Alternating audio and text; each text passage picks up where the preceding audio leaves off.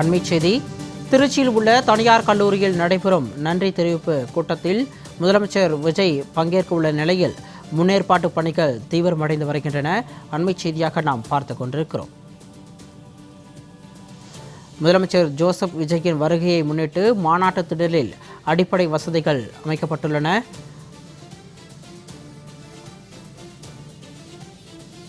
தொண்டர்கள் மற்றும் பொதுமக்களுக்கு தேவையான அடிப்படை வசதிகளான குடிநீர், கழிப்பறை உள்ளிட்டவைகள் அமைக்கப்பட்டுள்ளன.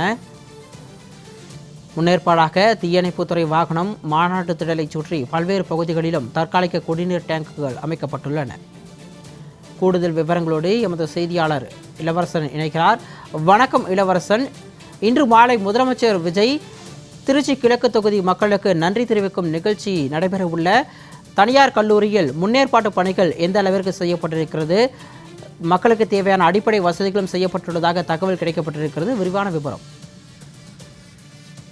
கண்டிப்பா சிகாமணி, திருச்சி மாவட்ட மக்கள் சந்திப்பு கூட்டம் மற்றும் கிழக்கு தொகுதி மக்களுக்கு நன்றி அறிவிப்பு கூட்டம் இன்று மாலை பிரம்மாண்டமாக நடைபெற உள்ளது. தமிழக வெற்றி கழகத்தின் தலைவரும் தற்போது தமிழகத்தின் முதலமைச்சருமான ஜோசப் விஜய் அவர்கள் இன்று மாலை சுமார் 5 மணி நேரம் நடைபெறும் அந்த பொதுக்கூட்ட திடலில் அந்த பிரசார பேருந்திலிருந்து உரையாற்றுகிறார். இதற்காக தற்பொழுது பொதுமக்கள் கழக தொண்டர்கள் மற்றும் கிழக்கு தொகுதி பொதுமக்கள் திருச்சி மாவட்டத்தின் பல்வேறு பகுதிகளில் இருந்து QR கோடுடன் அனுமதிக்கப்பட்ட பாஸ் மூலம் தற்பொழுது உள்ளே அனுமதிக்கப்பட்டு வருகின்றனர்.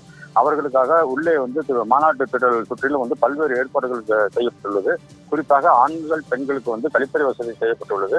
அது மட்டும் இல்லாமல் 30க்கும் மேற்பட்ட இடங்களிலிருந்து குடிநீர் தொட்டிகள் தற்காலிகமாக அமைக்கப்பட்டு அதன் மூலம் குடிநீர் வழங்குவதற்கும் ஏற்பாடு செய்யப்பட்டுள்ளது.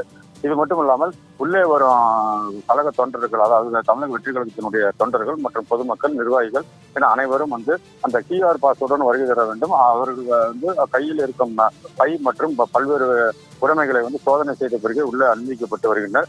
தற்பொழுது கூட்டம் உள்ளே சென்று கொண்டிருக்கும் நிலையில அடிப்படை வசதிக்கான அனைத்து ஏற்பாடுகளும் செய்யப்பட்டுள்ளது. இதற்கு காரணம், கடந்த தேர்தலுக்கு முன்பு கரூரில் நடைபெற்ற கூட்டத்தில் 41 பேர் இந்த தமிழக வெற்றி கழகத்தினுடைய பரப்புரை கூட்டத்தில் கூட்ட நெரிசலில் சிக்கி உயிரிழந்தாங்க.